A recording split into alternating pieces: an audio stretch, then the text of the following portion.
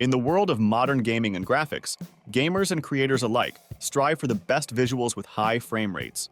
However, achieving this performance, particularly in graphically demanding games, requires immense computational power. This is where upscaling technologies like NVIDIA's deep learning supersampling and AMD's Fidelity FX super resolution come into play. The recent iterations of DLSS and FSR are DLSS 4 and FSR 4 respectively, and both has undergone huge upgrades in terms of performance. But which one is actually better when it comes to upscaling? Let's find out.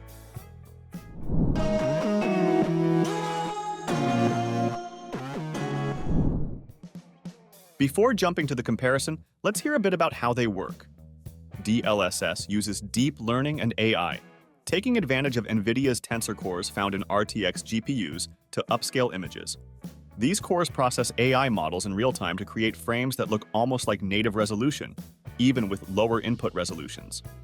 This helps DLSS 4 deliver sharp visuals without needing as much GPU power, making it great for 4K gaming. FSR, on the other hand, uses a method called spatial upscaling. It doesn't rely on AI, but uses an algorithm to upscale images by analyzing nearby pixels and predicting what the higher resolution should look like.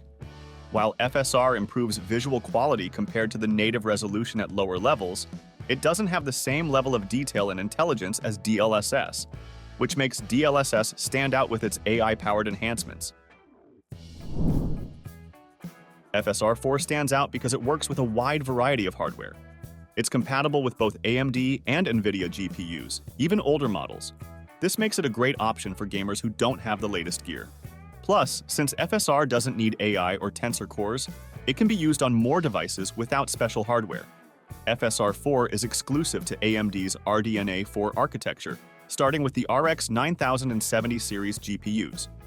This exclusivity is due to FSR 4's reliance on AI and machine learning capabilities present in the latest hardware. On the other hand, DLSS 4 is limited to NVIDIA's RTX GPUs, which have tensor cores. NVIDIA has extended DLSS 4 support to RTX 40 series GPUs.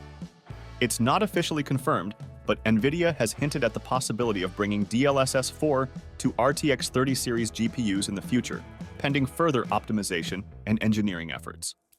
While DLSS performs really well on these GPUs, it's not available for AMD cards. This makes FSR a better choice for people who don't have an RTX GPU or want something that works with more devices.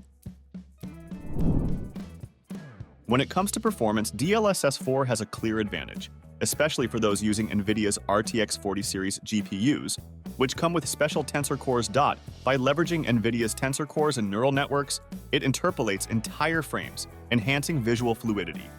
This reduces rendering demands, enabling higher frame rates in games while maintaining exceptional image quality. DLSS 4 delivers smoother, more immersive gaming experiences. For example, DLSS 4 can take a 1440p image and upscale it to 4K with very little performance drop, making gaming smoother, even on demanding games. FSR 4, on the other hand, works on both NVIDIA and AMD GPUs, including older ones without special AI hardware. It leverages AI-driven algorithms to interpolate frames, generating additional high-quality frames between rendered ones. This reduces latency, increases frame rates, and maintains visual fidelity, providing smoother gameplay and an immersive experience. This makes FSR 4 more compatible with different systems, but it doesn't benefit from the specialized hardware that DLSS uses. On lower-end systems, FSR 4 might perform better, but on high-end systems, DLSS 4 usually outperforms FSR 4 because of its use of AI. In Cyberpunk 2077, DLSS 4 demonstrated a substantial performance uplift, significantly improving frame rates at 4K and 1440p resolutions. FSR 4 also provided notable enhancements, but did not match the performance gains of DLSS 4.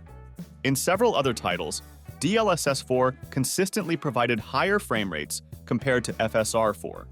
For example, in games like Dead Space and Spider-Man, Miles Morales, Hogwarts Legacy, DLSS 4 offered marginally better performance. However, the differences were often minimal, and both technologies delivered substantial performance improvements over native rendering. In terms of image quality, DLSS 4 tends to give better results because it uses AI to rebuild images. It's trained on thousands of high-quality pictures, so it can predict small details like textures, shadows, and lighting very accurately.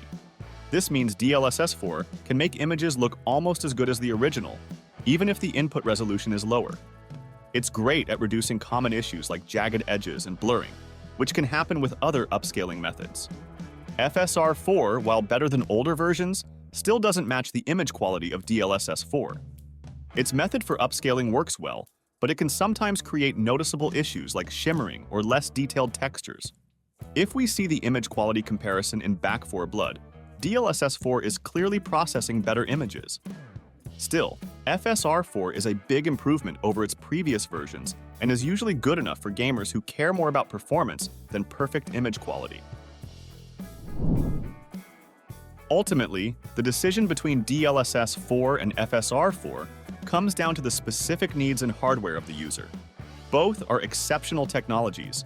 DLSS 4 is better for image quality and performance, especially if you're using an NVIDIA RTX graphics card. The AI upscaling delivers great visuals with little performance drop, making it the best option for those who want stunning graphics, especially at 4K.